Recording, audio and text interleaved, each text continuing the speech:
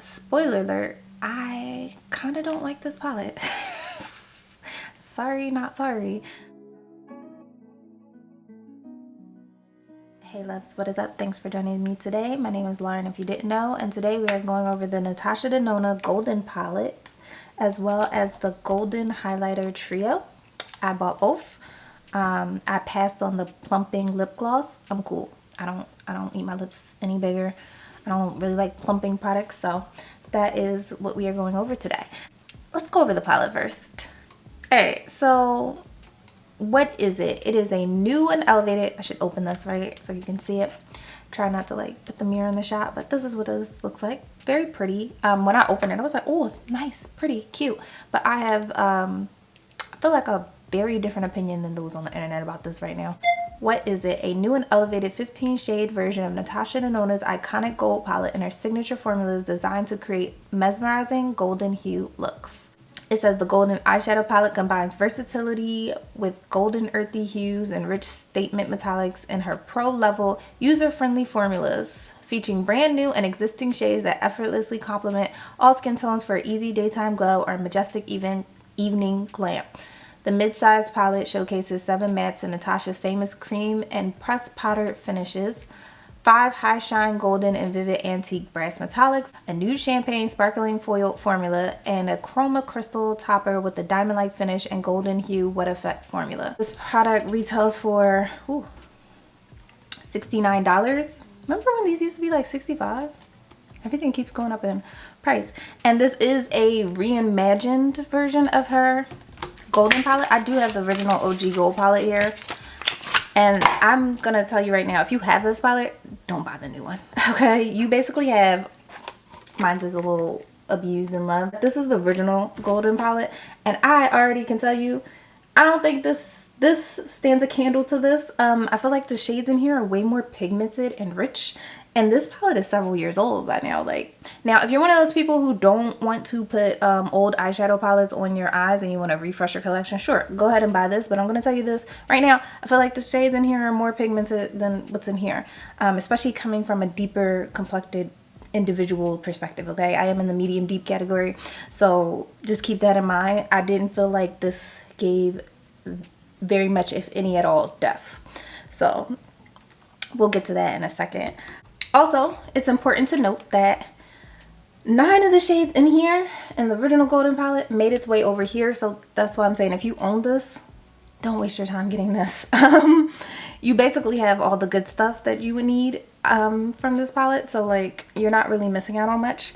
But I do think this was better. I also like this because it was way more unique. I love the addition of the teals over here and the duochromes, which are very much missing. Like, she didn't include a single duochrome of any sort in here. Oh, there's that.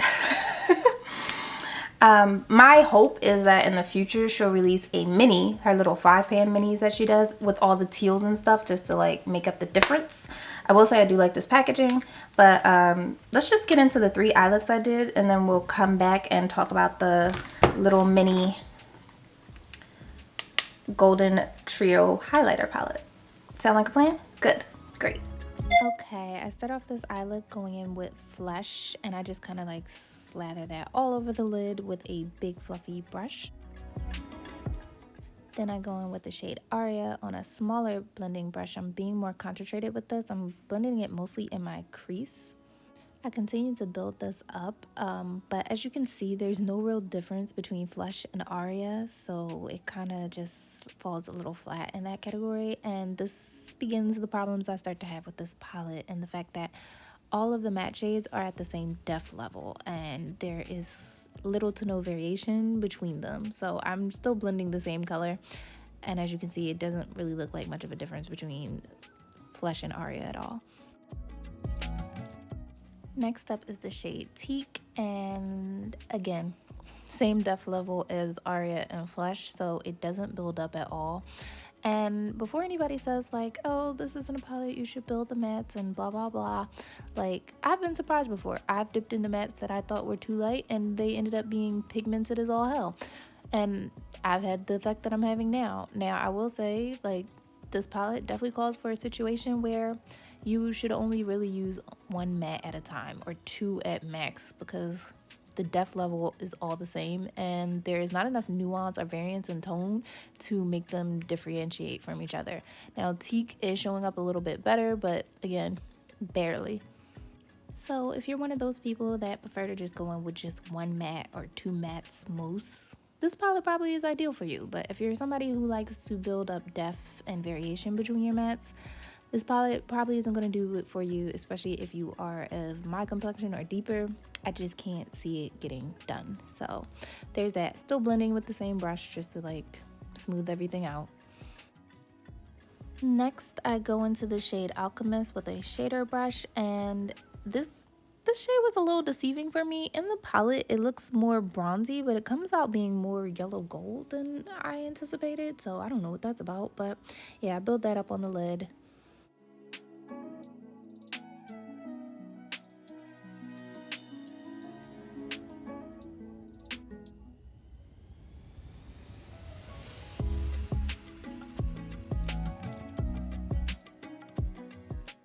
Taking a blending brush, no additional product, just to smooth everything out.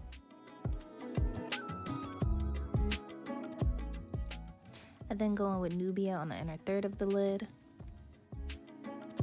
It's at this point I noticed that the shimmers aren't as pigmented and metallic as I would prefer them to be, so I ended up going back over both Alchemist and Nubia with a finger, like where I placed them originally on the lid. I just go in with my finger. Sorry that you can't really see that. I'm slightly out of focus or frame here, but yeah, I just ended up going in with my finger. This made it better, but I mean, not by much. These metallics aren't very like pow in your face, super sparkly or shiny or foiled in any way, shape, or form. I feel like these are very safe for like wearing in the office or like a regular daytime look. If you want to just put something on your lid that's shiny but not too shiny, that's where these fall in. But it did up the ante for Nubia more than Alchemist. But yeah, here I am with the blending brush, just smoothing everything out again.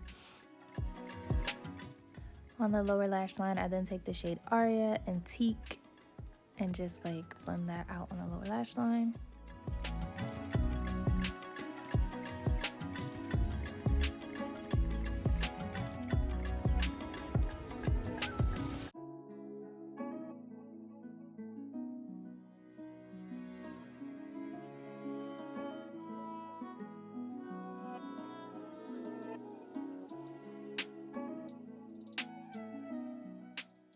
And then finally I finish off this look by taking Nubia and dragging that on the inner portion of the lower lash line.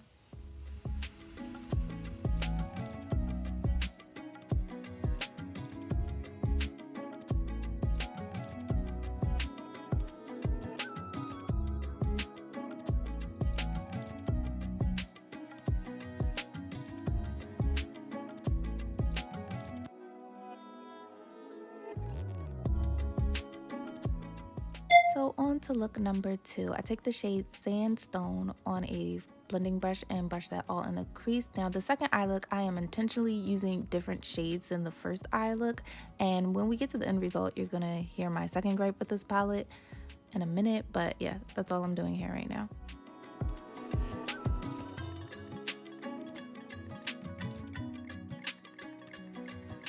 Then I take the shade Log with a blending brush and pack that on the outer corner and blend it up into the crease for a little bit more definition.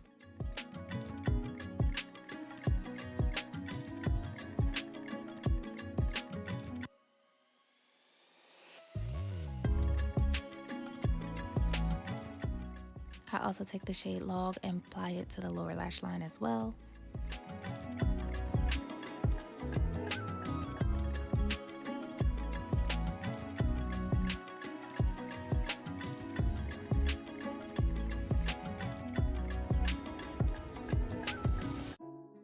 I take the shade Varus and pack that on the outer corner of the lid just to add a little bit more depth, but the shade appears more golden on the lid than it did in pan, which is weird, but that's where we're at. And then I take the shade Log just to like refine and clean it up a little bit.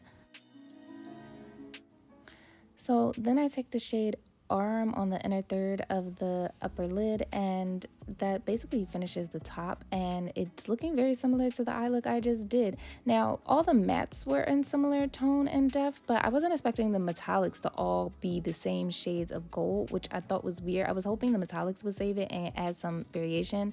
I then take the shade Oral and apply it to the lower lash line, and that basically finishes the look. So back to what I was saying about the variation, being that all the mattes are of the same depth level and similar tone, they don't provide any variation. So I was hoping the metallics would like switch it up, but aside from the shade Nubia, all the metallics are going to translate to the same color gold. Even that bronzy dark Very shade I use isn't even bronzy dark, it's more of a lighter gold color. So I just found that weird. Like, I was hoping the metallics would add some variation, but it didn't. So here's a look of the final two looks with some mascara, and yeah, they look extremely similar. This is the last eye look, and I take the shade Aria with a big fluffy brush and just wipe that all over the lid.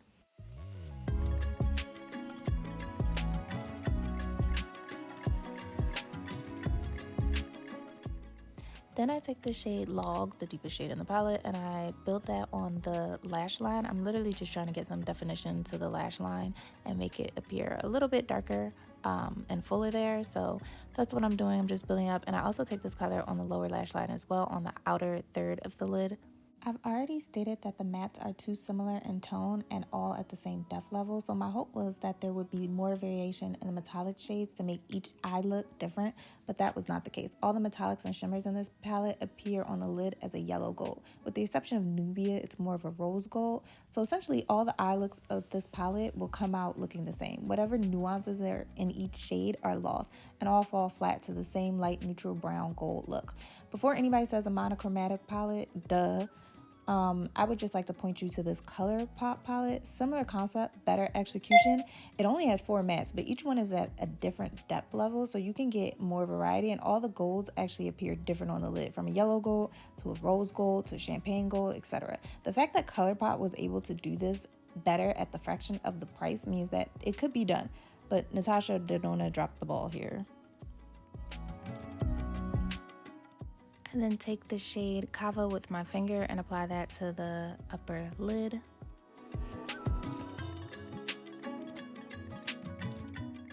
Taking the shade Kava on a brush just to fill in the spots that my finger missed.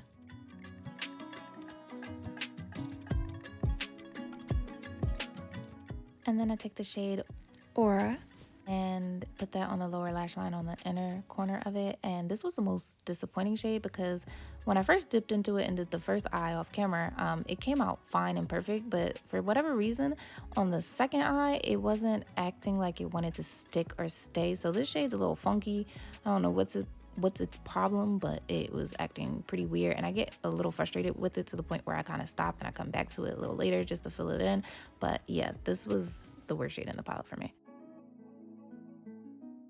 I then take the shade Nubia on the top inner corner and apply that there, and then I go back with Aura again on the lower lash line just to try to like fill that in and make it match the first eye better, but it doesn't really end up matching. So that shade I find to just be inconsistent in general in this palette, and I'm not a big fan of it at all.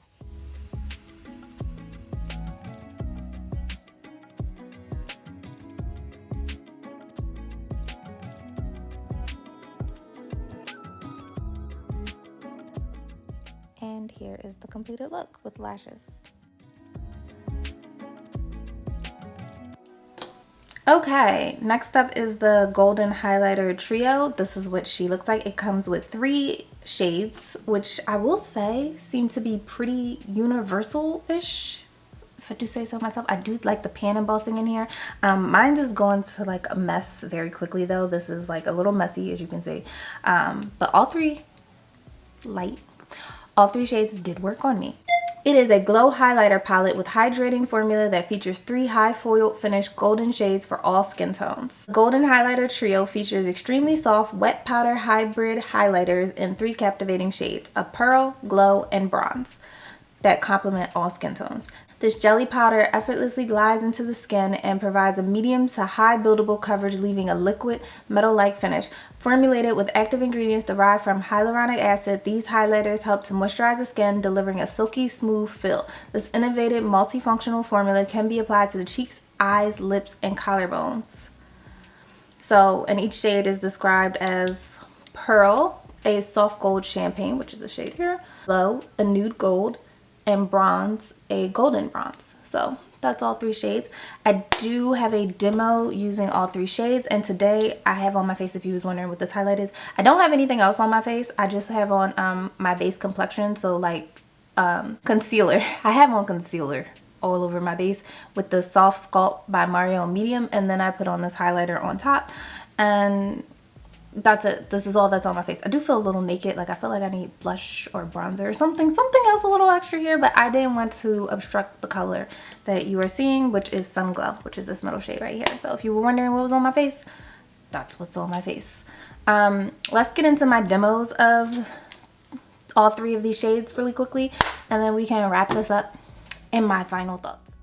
First up is the shade Bronze, which is described as a golden bronze. I end up applying this slightly lower to the cheek just because it is a darker color, and it does work well. You can see it actually bronzes like the side of my face a bit, as well as providing a glow. Nice color, nothing bad to say.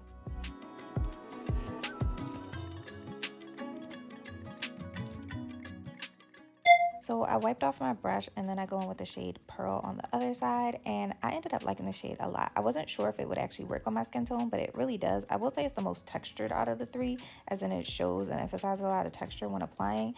And the way I made that work was I ended up taking a damp sponge and like softening it and blending it out that way. You could take your foundation brush to soften it up a little bit and make it blend into the skin better, but this ended up being my favorite one, and I was surprised by that because I didn't think it would actually work for me.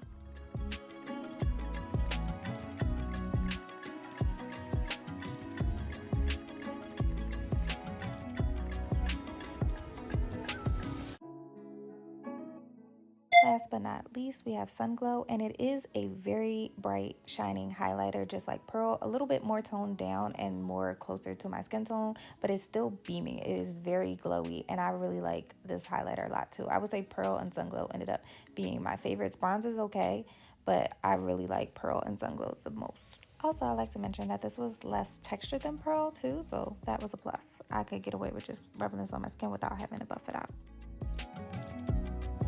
Okay, let's start with the bad. As I said in the beginning, I don't think this is necessary for your purchase. This is a very basic Betty palette. Point blank period. It is not doing anything spectacular, groundbreaking. It is a bunch of brown and gold neutrals. My only real critique of the palette is I feel like there isn't enough depth in this palette. If you are of a darker complexion than me, you're pretty much stuck with Log. Log is the only color that's going to give you actually any depth in this palette. I found it hard to build up depth, and I found the variation in tone to be very minuscule to non-existent between the other mattes in here. They all kind of fall on the same tone level. Like, this is a very mid-tone palette, and it's not giving you a lot of depth. Now, there is a technique to get these colors to show up with a little bit more depth, and that's usually to use patting motions instead of, like, you know, swiping. So instead of like taking your blending brush, this isn't a blending brush, but this is the closest brush I got to, instead of like taking it on the lid and just start like blending like you normally do with a swirl motion, pat first, then gently blend, then keep patting. You have to lay down the color first, and that's a lot more work. I'm not sure if people care to be doing that much work. I know eyeshadow isn't a very popular trend right now. I feel like most of the younger generation have forsaken it, doing complicated eye looks. And most of the eye looks I see on social media these days is literally a one shadow shade and done, maybe something glittery on the eyes, but that's it. It's very simplistic. Now, with that trend in mind, I will say this palette is great for that. Like, you literally just pick one matte shade, throw it all over your lid, and then follow up with a shimmer metallic shade. Now, I will say, as far as her shimmers, metallics, and foiled shades in here go, this is the weakest I've ever experienced in a Natasha Denona palette. That's saying a lot, considering I don't think I've ever experienced that before.